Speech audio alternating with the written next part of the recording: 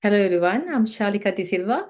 On behalf of Samad Buddhist Foundation, I would like to welcome all of you to our month of actually February Clarity of Mind through Mindfulness session. Today our topic is a world in turmoil. Now, with great respect, I would like to invite our teacher, most venerable Panadure Chandarathana Thero, to commence today's session. Thero Sanna, Good morning, Sanai. Sanai. Hope you can hear me. yes, Pant, we can hear you. Fine. So let me share the screen so that we can look at it. One moment.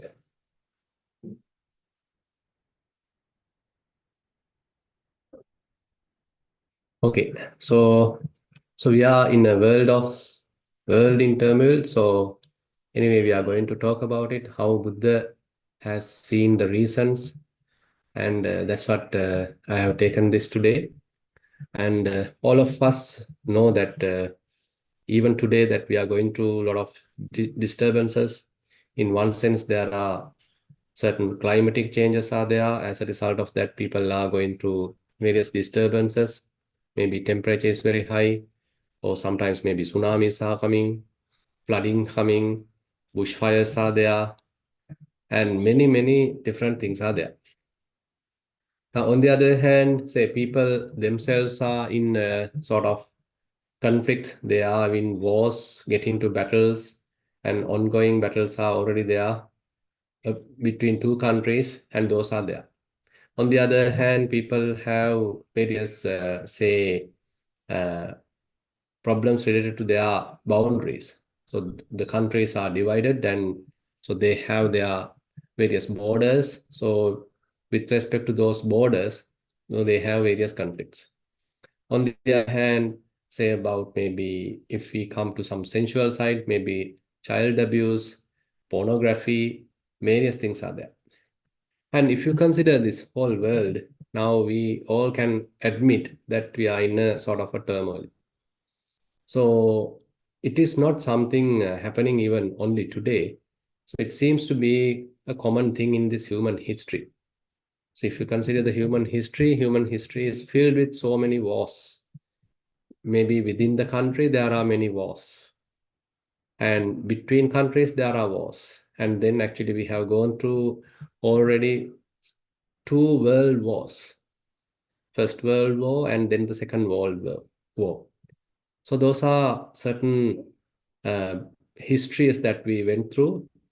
And even if you consider Sri Lanka, there were sort of conflicts between certain civil groups and sometimes between nationalities. Different things are there. And say if you consider US, there are mass shootings and various conflicts are there. So it is somewhere you can't find that a place where there are no conflicts. Now, there's interesting suttas where certain monks are asking certain questions or they are answering the questions, and Buddha himself answering certain questions with respect to the world situation. Now, people are trying to find out various reasons, causes for all these troubles. And Buddha also has answered in many different ways. What are the causes, how those things are generated, all that. It's not that Buddha neglected them. Buddha sometimes answer those questions. And so therefore, there were certain suttas, particularly talking about this topic. And let me start with one interesting sutta. So there are one Brahmin. He is asking this question from Venerable Mahakachana. Mahakachana is a very interesting monk who has the capacity to elaborate some difficult Dhamma sermons or difficult themes of Dhamma in a more descriptive, simple manner. If you remember the Madhupindika Sutta, so the whole explanation is given by Venerable Mahakachana. Now, one time, one Brahmin called Aramadanda, so his name is Aramadanda. Now, so he is giving a kind of a question, why all these different kinds of groups are in conflict? On those days, Khatyas are the other. The clan Khatya is the one who ruled the countries. So, but they are in conflict with themselves, and Brahmins with Brahmins, householders with householders. And today also we can see different lay groups are there. So the question is asked with respect to the context of those days. And we can actually use the same context today as well. Now, then the answer given by Venerable Mahakachana, because of attachment to sensual pleasures, adherence to sensual pleasures, and fixation on sensual pleasures, addiction to sensual pleasures, obsession with sensual pleasures, holding firmly to sensual pleasures, that Khatyas fight with Khatyas, Brahmins with Brahmins, and householders with householders. Now, all are very much like want to have sensual pleasures. We want to see beautiful sights, want to hear good music, want to experience some kind of fragrances, odors, and maybe tastes, good tangibles. And those are the five sense codes, and that is what we are going after. So typically called as the pressure principle. And but unfortunately, we have very limited resources. So all are trying to sort of acquire as much as possible. And in that sense, actually, we are in fight, we are in conflict because very limited resources. But our desires are immense. Our desires have no limits. So, so I have put the Pali answer also given underneath. And interestingly, he's asking another interesting question. Why then, Master Coach Dharma, that ascetics fight with ascetics? Now, ascetics are the ones that they have given up the sensual pleasures. And say we as monks, so we are not much into sensual pleasures. We have renunciated and even going through the celibacy. Now, then, how even monks are in conflict with monks? How maybe various other religious groups are in conflict with various religious groups? How that has happened? So now, according to the previous answer, it can't happen. So if someone has given up all the sensual pleasures, if we become a renunciant, an ascetic, then all that sensual pleasure related questions have to be abandoned. Then what still they themselves are in fight. They themselves are getting into arguments, conflicts. Those things are there. They sometimes challenge another person, another group. So they have debates, all that are there. Now, what is the problem for that? What is the reason for that?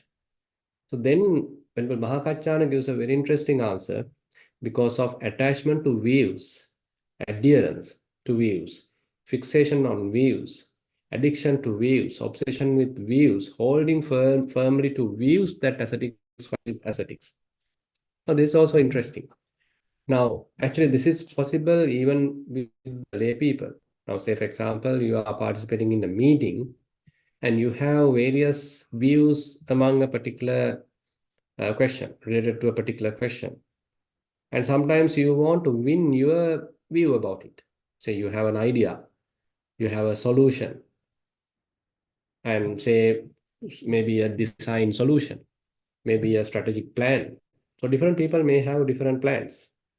So when you are in a meeting, probably you want to win your plan. And unfortunately, there is an ego behind that.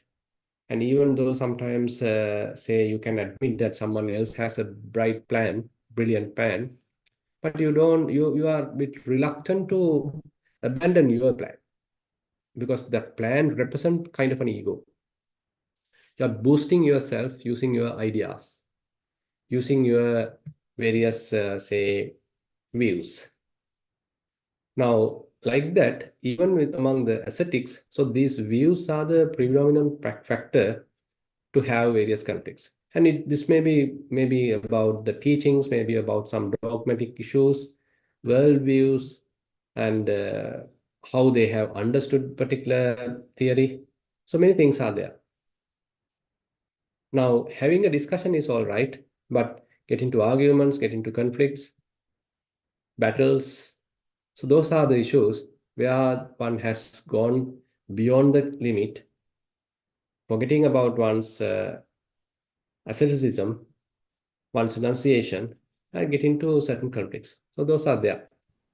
And that's another interesting question asked by the god Sakka, the ruler of the Devas. Now, probably you have heard, according to the Buddhist teachings, there are uh, celestial realms, celestial beings are there. So sometimes they come and meet the Buddha. And one of them is the Sakka. And he is the ruler of 32 planes, Tavatinsa. Now, he is asking the same question that we all have. He's asking, beings wish to live without hate, without harming, without hostility, without enmity. They wish to live in peace. So that's why we have the United Nations, we have various other organizations, because we want to live harmoniously. We want to avoid any kind of conflict. So they have a kind of a honest desire to live harmoniously. It is not that we have to deny that. All want to live peacefully. So that is there. But they live in hate, harming one another, hostile and as enemies. By what fetters are they bound, sir, that they live in such a way? Now, this is a question what Sakka is asking. And then the Buddha mentioned the answer like, it is the bonds of envy and stinginess that bind beings so that although they wish to live without hate, hostility, or enmity, and to live in peace, yet they live in hate, harming one another, hostile as enemies. Issa Machariya. Issa Machariya. Issa is the jealousy, or we can say uh, enmity, and then the Machariya is the stinginess. Now, how it has happened? Now, he's asking next, how envy and stinginess happens. What is the reason for that? And then Buddha answer, liking and disliking is there, and that is the reason for Issa Machari to happen, Piya Appiya. So likes and dislikes are there. So certain thing that you like, certain other thing you don't like, and that is the reason for envy and stinginess. So we'll go through all this and then we'll do a little analysis. And then he's asking why liking and disliking is there. And then he mentioned a very primitive kind of desire in the mind. So he's now going to more psychological aspects. And Buddha is answering, okay, before the gross kind of manifestation of likes and dislikes, so there's a very minor, there's a very subtle kind of a desire available in the mind. Then he's asking, what is the reason for desire? And you can find the answer here very interesting. He says, thinking. Thinking is the reason for desire. It's a very, very interesting answer Buddha giving here. Okay, thinking has a great impact to generate desires. When the mind thinks about something, desire arises. When the mind thinks of nothing, desire does not arise. You can see how Buddha has analyzed the question. So ultimately, thinking has to play a big role, even to generate desires. But sir, what gives rise to thinking? Now, another interesting question asked by God Sakka. He's asking, so what gives rise to thinking? How thinking is promoted? And then Buddha is giving a very, very beautiful answer. Elaborated perceptions and notions. Elaborated perceptions and notions are the reason to generate thinking. Now, we can come up with this kind of a diagram now. So this is why how it has went through. So there are something called elaborated perceptions and notions that causes us to think. Once we think, we get desires, and they can grow to a level that we have certain perceptions, we have certain likes, we have certain dislikes. As a result of that, we may acquire something and assume that based on our likes and dislikes. And then once we acquire that, we have this stinginess. I don't want to share it with you. I don't want to share it with another person. I have then stinginess. On the other hand, assume that I couldn't acquire it. What happened? And then I see that someone else has already acquired it and he's enjoying it. Probably now I am envious about him. I am jealous about him. Now we can get into various problems. I may hate him. I may want to disturb him. Maybe I want to acquire that from him because of the kind of enmity, maybe the jealousy. So all that conflicts can happen because I couldn't acquire it, but someone else is enjoying it. Why not? Why can't I have it? I'm now maybe even by force want to acquire it. Now, if we can see this psychological internal workings in the mind, so it's very, very, kind of primitive ways that happening inside the mind, but unknowingly we are being sucked into it, we are being trapped in it, and ultimately we are operating it. Now, what is this elaborated perceptions and notions? Papancha Sanya Sankha. Now, this is a very interesting area with respect to Papancha, with respect to conceptual proliferation. If you can remember Madhupindika Sutta, there's an opposite direction also mentioned. Vitakka causing Papancha. Madhupindika Sutta, if you can remember a little bit about the theory, Chakkuncha Paticca Rupecha Udbachati Chakku Vinyanam. That means as a result of getting together of this I and the form, there arise the consciousness, I consciousness, and then they are operating together as a bundle, as a group, again and again, repeatedly. So then the Chakku Sampassa arises, Tinnan Sangati Passu, Passapacha Vedana. So as a result of that, the feeling arises. Now I want to check what it is. Yang Vedati Tan Sanjanati. Now I want to recognize it. Then Sanjanati happens, recognize. Now, once you recognize it, now you are thinking about it. Yan Sanjanati Tang Vitakketi. Now you want to think about it. You are thinking in this way, thinking in that way, you're thinking with respect to the past, thinking with respect to the future. All that thinking mechanism now starts. Yang Vitakketi Tang Papanchi. Now you are getting to a papancha. Now you are getting to a conceptual proliferation because manifold thinking has now started. Ultimately, you lose your control and you become a victim of the whole papancha, whole conceptualization. Now you can see there's a direction from vitakka, the papancha arise. Now here, Buddha mentioned elaborated perceptions and notion, papancha sanya sankha, causes thinking. So what does that mean? That means all the products we have in this world are results of papancha. Now, say for example, you have a laptop. You may be using it right now. And this laptop is something that generated through a lot of thinking. People have contributed in many different ways. A lot of design stages have gone through. They have compared many other products, competitive products, and they have designed it in a way which has to be very attractive. And the purposes, the benefits that you can get from a laptop is quite different. And so they have tried to include so many things. Now we have a camera included into it. That's how we see each other. So likewise, so this laptop is a manufactured product by human thinking. It has a lot of human thinking. Now, assume that this being displayed on the, say, Walmart or whatever, the supermarket, and you go there and you see it. And once you see it, immediately, okay, you start thinking, oh, I need this one. Oh, this is a good brand.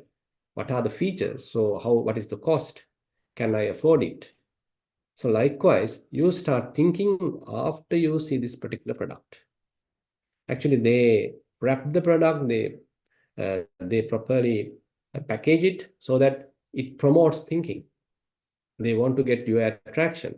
They want to get your attention. And once your attention being taken, you start thinking.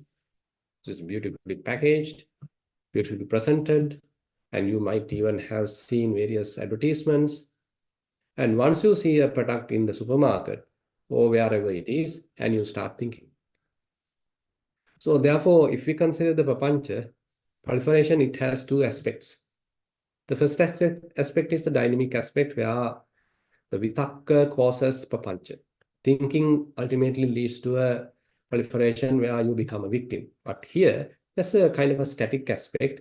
So all the objects we have, all the human-made objects, man-manufactured objects, are the products of papancha, and they promotes thinking. And so see something, particularly if it is prepared by someone, if it is manufactured by humans, then we are very much like tempted to think. And that thinking ultimately leads to a desire. Now you want to have it. And you have a particular desire with that. Okay, now it is growing towards a particular direction. I like it. I don't like that. I like this particular feature and I don't like this particular feature. You are charging too much on this particular feature, but I want only this particular feature. Is there any product only with this? So you are starting asking and various questions, maybe sales rep and coming and giving his own opinions, and you are in a, you know, kind of a dilemma, what to buy, all that is there. And assume that you are unable to afford it because it's too expensive. But someone else came and immediately he buy it and he's going through, and you probably become envious about him.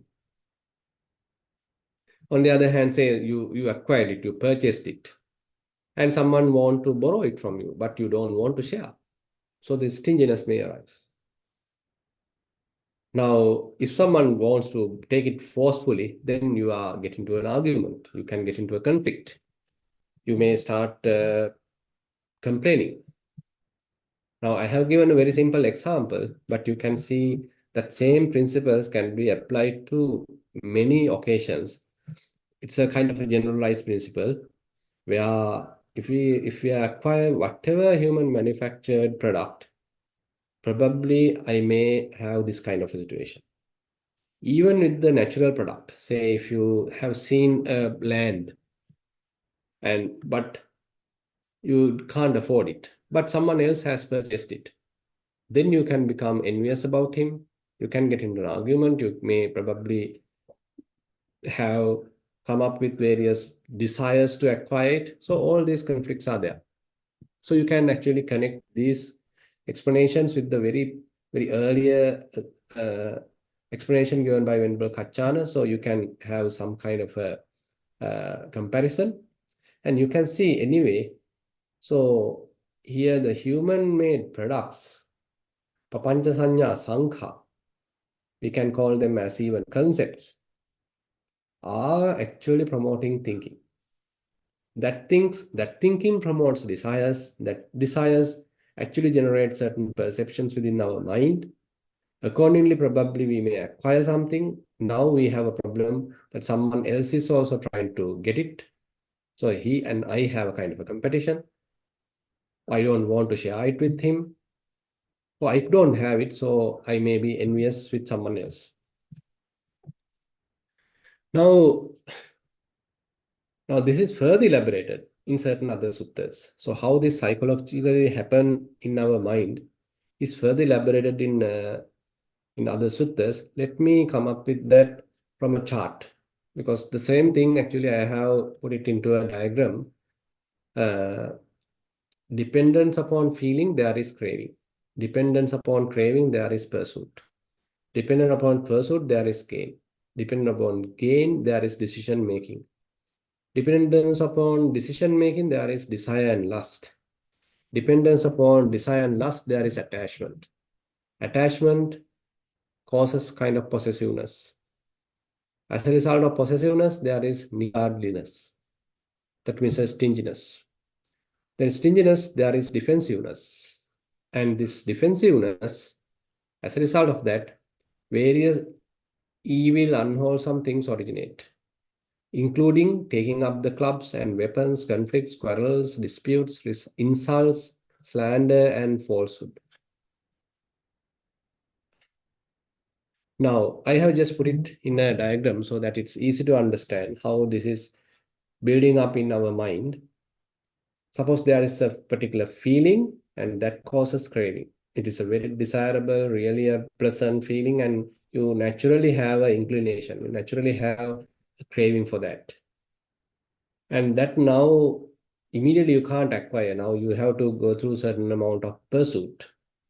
As a result of that, say it is possible to acquire many things. Now many possibilities are there, and it is affordable. Probably you now have to take a decision. And after taking a decision, you acquire it, and then you basically have a desire and lust to it, what you have acquired. And you are now thoroughly bound to it, attached to it. and you are possessing it, and now you don't want to share it with anyone because you purchased it, you acquired it, it is yours. Why should I share it with someone else?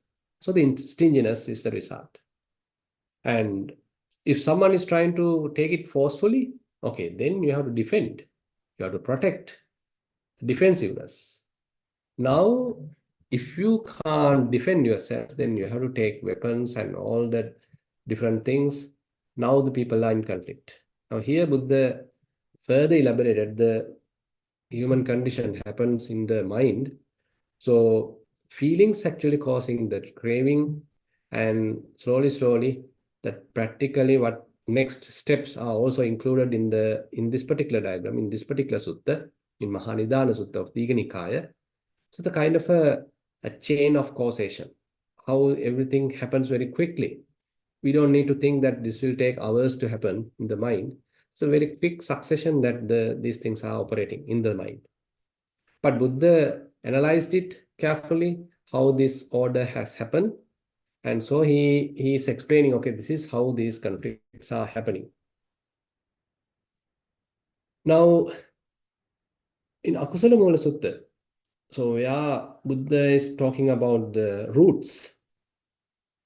So what are the roots of all this? Greed, hatred, and delusion of every kind are unwholesome.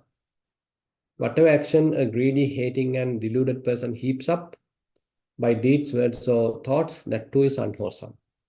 Whatever suffering such a person overpowered by greed, hatred, and delusion, his thoughts controlled by them, inflicts under false pretexts upon another, killing, imprisonment, whatever it is, and all that is unwholesome.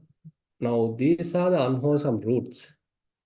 This is a known fact most of you are familiar with: greed, hatred, and delusion. Now, if we come up with all this, what psychologically happening in our mind, so these roots can be recognized. Say, for example, if we have a craving, so that means raga is there, lobha is there. So craving is one manifestation of lobha. So the lobha is there. And if you consider, say, desire and lust, so that is also the lobha. Attachment, again, lobha. Possessiveness, again, lobha is there. Stinginess, again, lobha is there. Defensiveness, maybe you can say lobha is there. And on top of that, there is a fair amount of anger, maybe hate is also there. And now we can get into various conflicts. So the lobha and the hate is there. Now, inside all this, moha is there. It's difficult to understand sometimes how the moha come into the picture. Here, actually, we take these things as kind of compact things. Say, for example, you have a desire for someone. So you are in love with someone. And now you want to possess him or her, you want to marry her, you want to have a legal relationship, kind of intimate relationship. So all that actually you go after someone. So someone, a particular person, a particular individual, and you yourself is a particular individual. Okay, I am here, she's there, he's there. I want to have him, I want to be with him, I want to have her, I want to be with her. So all that actually talks about individual, a particular person. But you probably know already that after going through a certain amount of vipassana practice, you may understand, okay, so this individuality, this personification, having a person, an individual, are particularly related to ignorance. If we go through, say, Dhatu Manasikara like meditation, elements meditation, we can easily understand, okay, how this whole body ultimately break into pieces, disintegrate, and we can't find out the self inside. There is no any kind of intrinsic core. So that indicates that whenever we are unmindful, whenever we are under the influence of ignorance, we are tempted to immediately grab something, attempt to immediately acquire something, attempt to immediately desire something, because we can't see the reality. We can't simply see the reality. So what happens is we immediately are in attraction, or immediately we hate, because things were taken in a personal level. I am here, I am a person, and you are there, you are again another person. So the conflicts are there. On the other hand, Buddha's advice is there, okay, neva attato no parandaheta. So don't take them personally. Here the desires are operating inside two minds. So you have certain desires, that mind, his mind, her mind also has desires, various conflicts, defilements, and they are the ones ultimately operating. But we take them as personal, we take them as an individual, and now we can get into an argument, we can get into a conflict. So the moha, the delusion, is actually the very underneath factor, fairly hidden factor operating everywhere. So the Vipassana practice actually helps us to see this whole kind of situation. So if we are able to have a little, say, calm mind, relaxed mind through the practice, probably you can even experience a mind without a desire, temporary. Temporary, you don't have a desire. Then probably you are able to recognize how desire arises. Say, for example, you saw a beautiful picture, and then it generates kind of a trigger in you, kind of an enthusiasm in you, kind of a pleasant attitude in you, a little bit of, say, happiness, a delight in you. So immediately now you want to acquire it. You want to purchase it. You want to own it. So this feeling, this pleasant feeling actually promotes this, this kind of craving. As we saw here, the feeling causes craving, Vedana Paccaya Tanha. So this is something that we should try to know through our Vipassana practice. Now, you assume that you are doing Chittanupassana.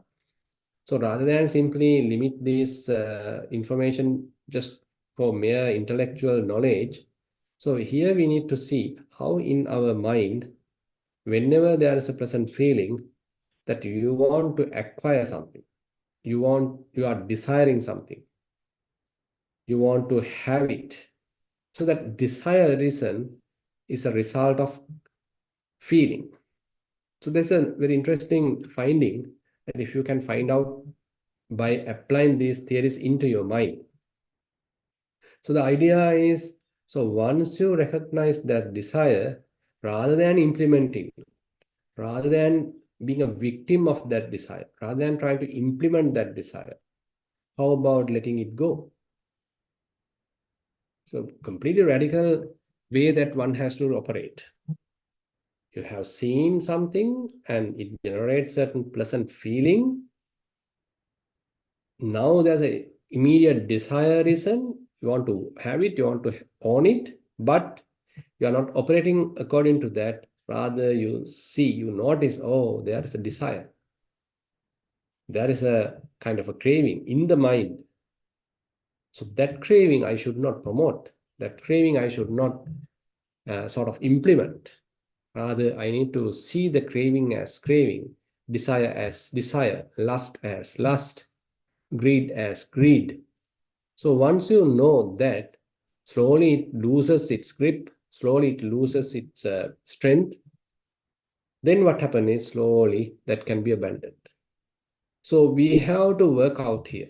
Actually, without this kind of a situation, without this sort of a mechanism, we are very much like under the influence of this vicious cycle. As pointed out, it's a kind of a dark chain of causation.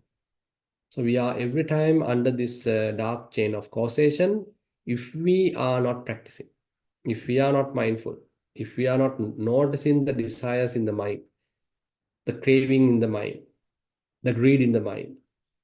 So even if we notice it, then we have to properly handle it. Suppose that you are a person who has fairly practiced Vipassana and you have fair amount of mindfulness, then the advantage is you can immediately pick it. It might not grow to a very high level. You may be able to understand it at a very early stage. So the feelings are there. So immediately that the desire rising, so that very early inception level you can understand.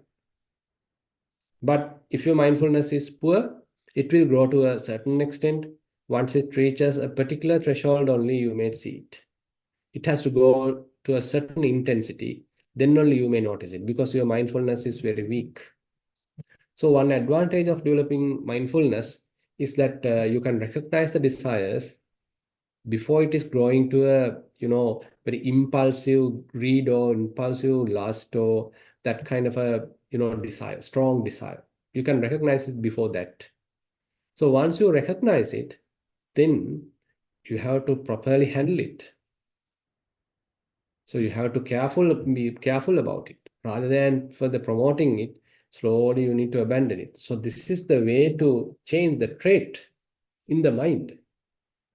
So we are very much like habitually being tempted for something. There are intentional internal potentials in our mind. So whenever we see something beautiful, to get attracted. So that is the internal program we have, all have. This is how this mind being programmed. So that's what we call as latent tendencies, anusaya. So those anusayas, latent tendencies, are responsible to generate or to activate this desire cycle in the mind.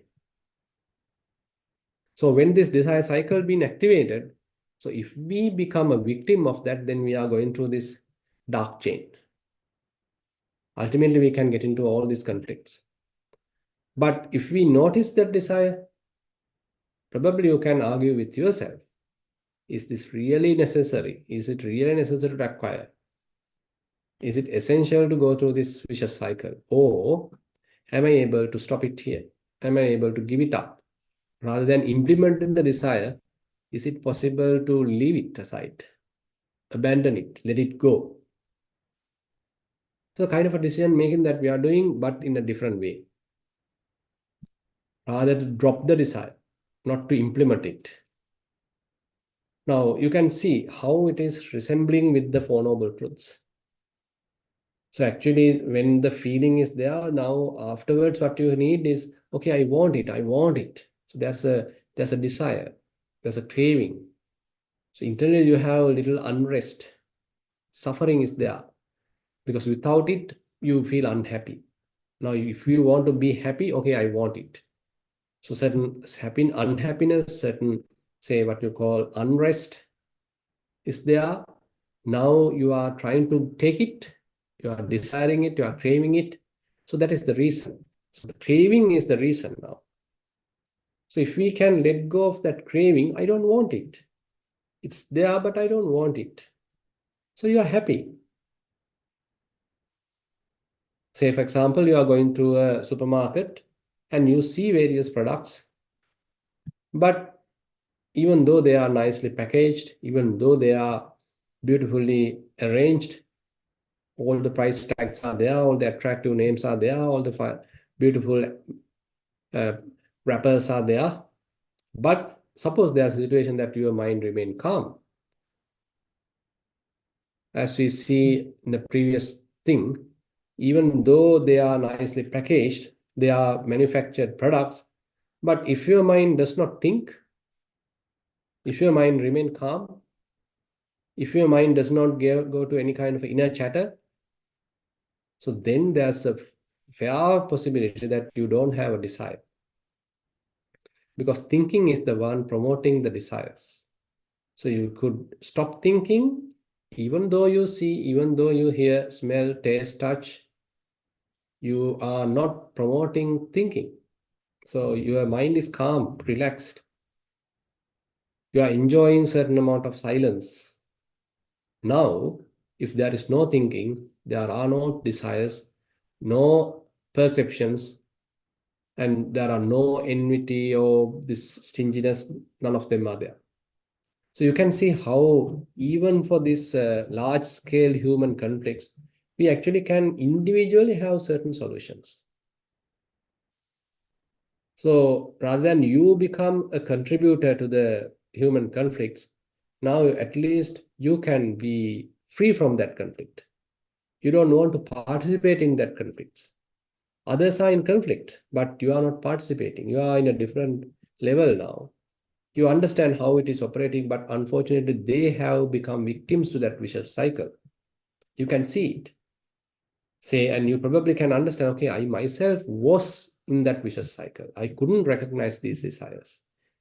Whenever I saw something, okay, immediately I started thinking, then I want it, I have a desire, then I was taking it. So this is the vicious cycle I went through.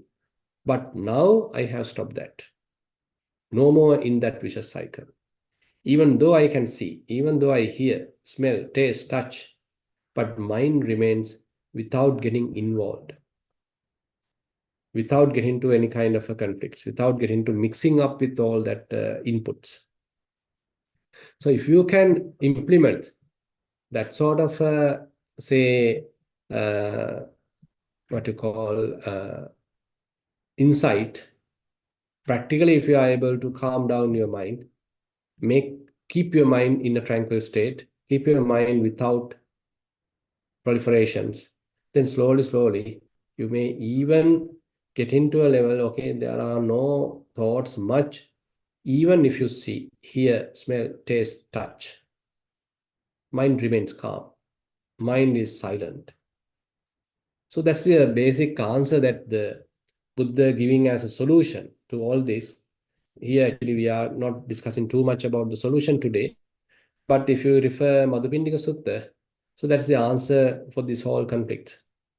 Basically, Buddha mentioned, actually, when the Mahakachana giving the explanation, even though the eyes can see beautiful sights, ears can hear beautiful songs, nose can smell various, say, odors, fragrances, even though the tongue can experience delicious tastes, the body can go through some pleasant tangibles, even the mind can go through certain thoughts, but your mind is made or, or kind of developed to a level there are no proliferations, no conceptualization. So if we are able to achieve something like that, so it's a great relief.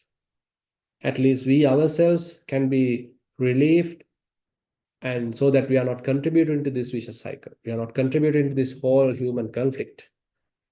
We are not contributing to the, say, the world issues. So many people are trapped in that. They are in quarrel, but you are not in that trap. You have escaped from the trap by developing tranquility and the wisdom, samatha and vipassana. So therefore, even though the whole world is in conflict, we don't need to participate. We don't need to get burned by that. So with that notice, actually, I like to conclude today's Dhamma sermon. Now I like to get into the next session. That's a little bit of practice. Probably now we can prepare for that.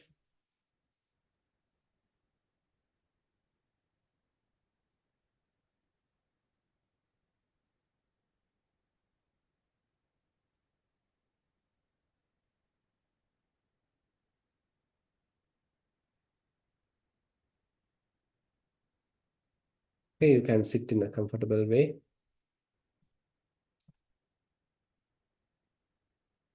Keep your head straight, eyes gently closed, shoulders in a relaxed position.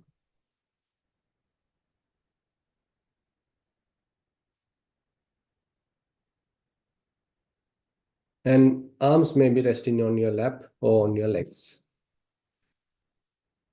You can gently close your eyes.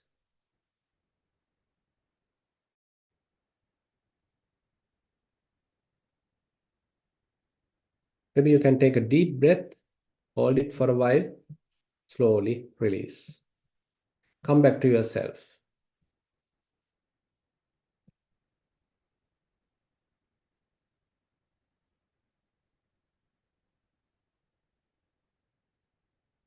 Relax yourself.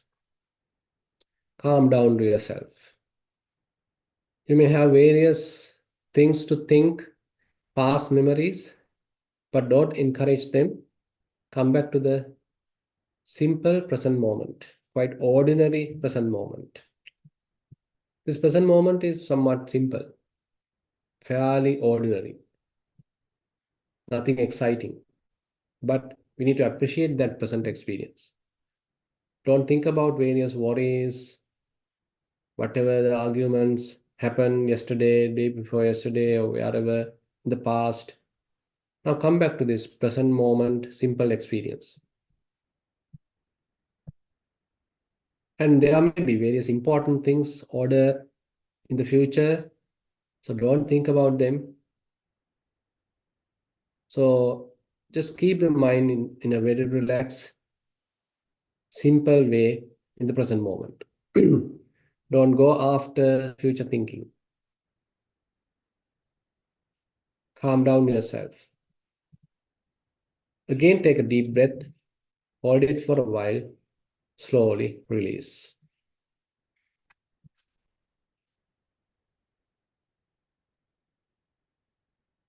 See whether you can recognize some subtle sensations.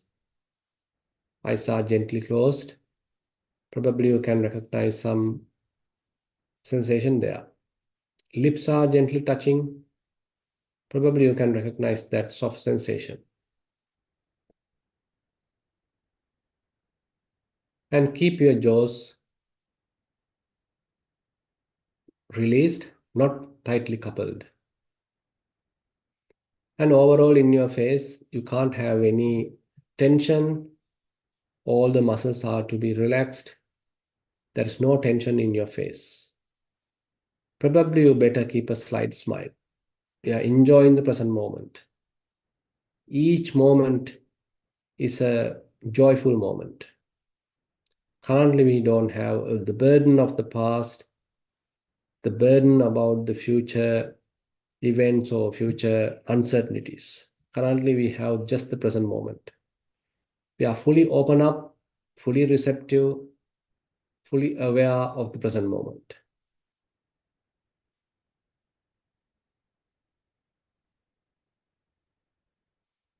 Again, take a deep breath, hold it for a while, slowly release.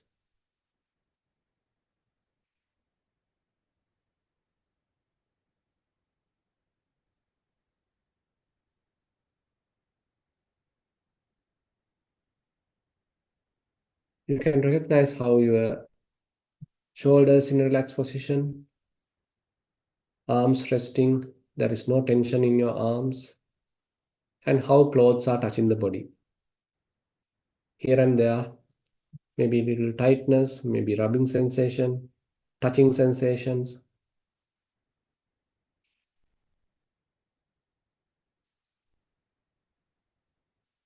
And now you can keep your attention at the abdomen.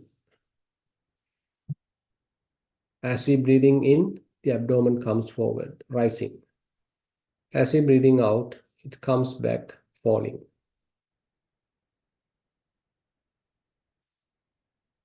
Keep a careful attention on rising and falling. Allow it to happen naturally.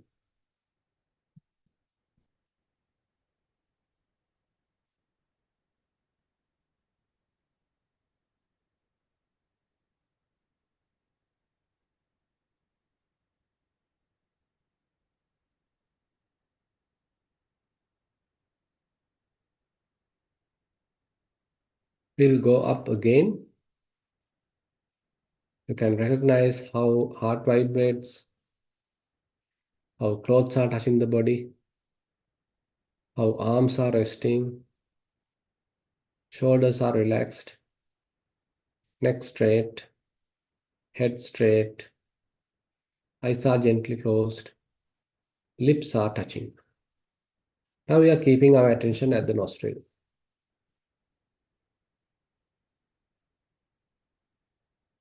When in-breath happens, we recognize it. If you really need, you can note it as in. When out-breath happens, we can recognize it. Still, if your mind has a little bit of uncertainty, a little bit of wavering, then probably you can mentally note it as out. So noting actually helps to calm down, relax. So be carefully keep your attention on breathing. In breath, out breath. Your task, an assignment to the mind, not to miss any in breaths, not to miss any out breaths.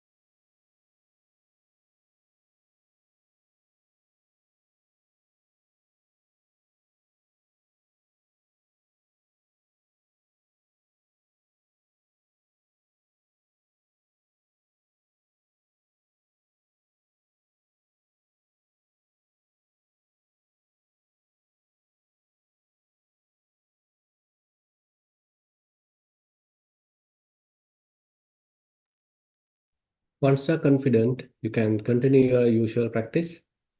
If it is mindfulness in breathing, you can continue that. If you want to shift to Dhatu Manasikara, elements meditation, you can shift to that. If you are practicing Vedananupassana or Chittanupassana, you can shift to that. Or if you are capable, you can keep the mind completely released without any boundary, without any object, you can keep it.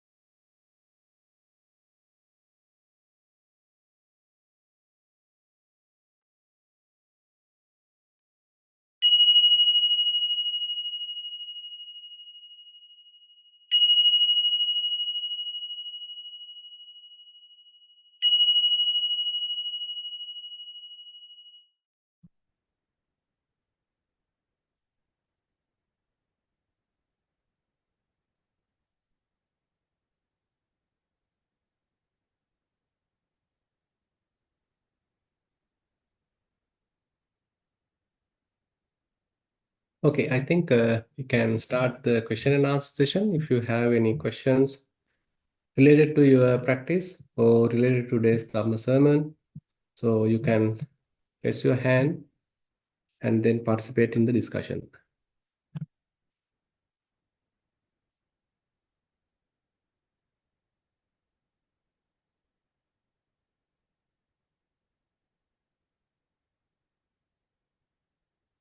Okay, there seems no questions. So no conflicts, no arguments. Everybody happy.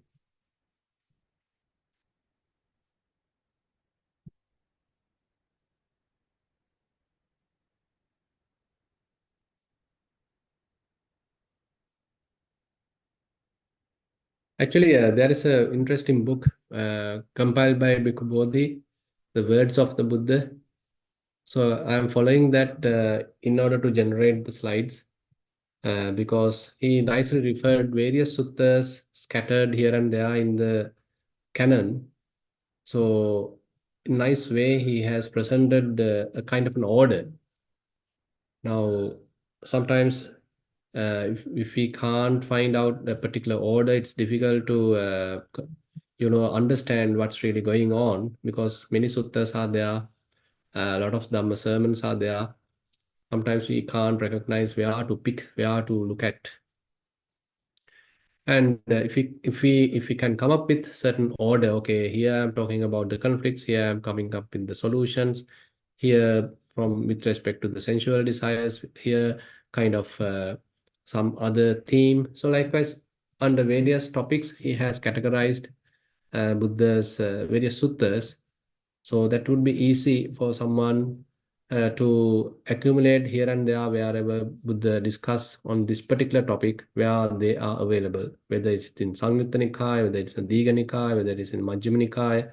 So at many different places they are included under a particular topic. So it's easy to find out if we refer this particular book, what you call this, the words of the Buddha. So likewise, actually, Bhikkhu Bodhi has done a very, a remarkable job in presenting Buddha's teaching in today's terms or in the, say, the common language in English. It's a very good contribution to the Buddhist teachings. Bhante, do you have a link that you can share with?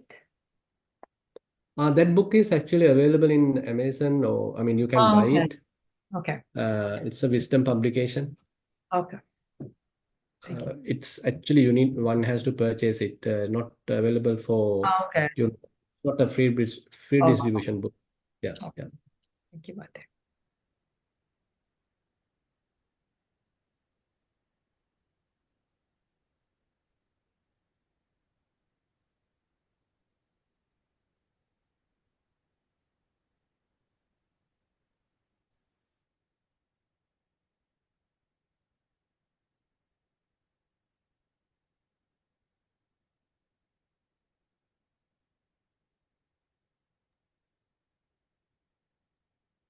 I'd like to invite Joseph to present his question. You can unmute yourself.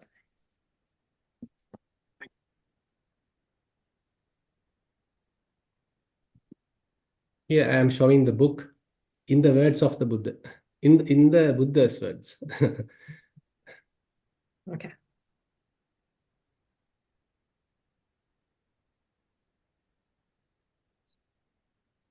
Right. Joseph, you may go through it. You may start your question, please.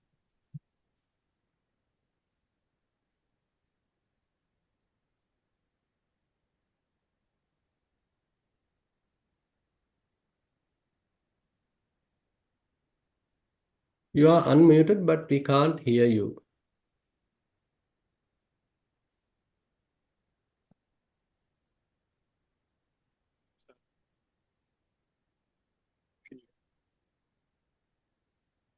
Shall we go to the next person? Maybe Can you Lakshman, hear can me you now? try? Yeah, now I can hear you. Yes, please go ahead. Thank you. So I was going to just report on my experience of the practice, what we just Right. did. So I like that I was able to follow with the guidance all the way to the breath. And the breath really honing in the attention, especially with the word, give it a task. I found that very helpful to think of it as a challenge, as a task, those words. With that, when we got more concentrated, giving the option to just be without an object, I experimented with that. I found I just was bouncing from a thought, a sound, a sensation. I felt sort of bouncing around. And then when I was feeling a little bit more detached, I noticed a wave of sleepiness, kind of felt heaviness, drowsiness, and sort of snapped out of that and was sort of searching for something, came to the breath, released the breath, and again felt a little bouncing from one thing to the other, and then release, and then sleepiness. Maybe that 2-3 times. And then some moment of feeling clarity, feeling awake. And towards the end, sort of waking from a bit of a sleepiness and noticing the evil thoughts, these sort of the end of that chain, just like the final one where there was sort of ill will thought. And then the bell rang. So that was my practice. If you could comment. Thank you. Yeah, I mean, if you are able to recognize those thoughts in their proper, say, context, so that is a kind of a good thing. So rather than we are following them or driven by them, okay, now I can understand, okay, this is an evil thought, this is a lustful thought, this is a anxiety or whatever. So all that probably we are slowly recognizing, but we are not promoting any of them.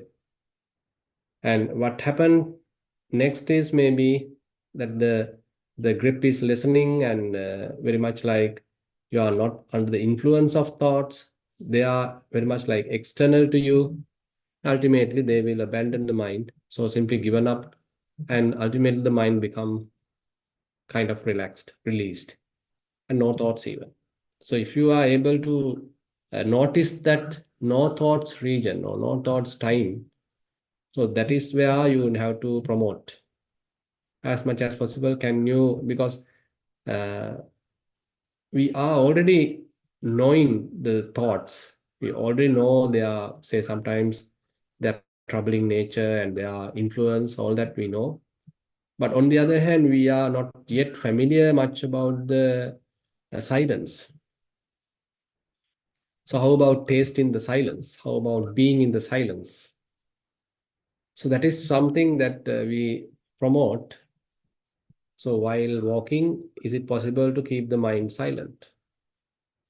While standing, is it possible to keep the mind silent? While looking at something or watching something, can we keep the mind silent? So basically, this is not kind of an instruction that I used to give a beginner, but since I know about Joseph, about his practice, I can tell him.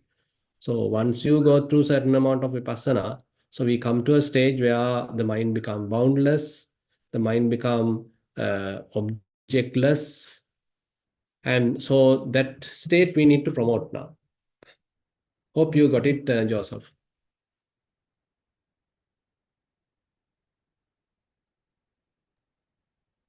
Yes. Yes. Thank you, Bante. Yeah. Thero Saranai. Yeah, Thero Saranai. Lakshman, you can present your question now. Thank you.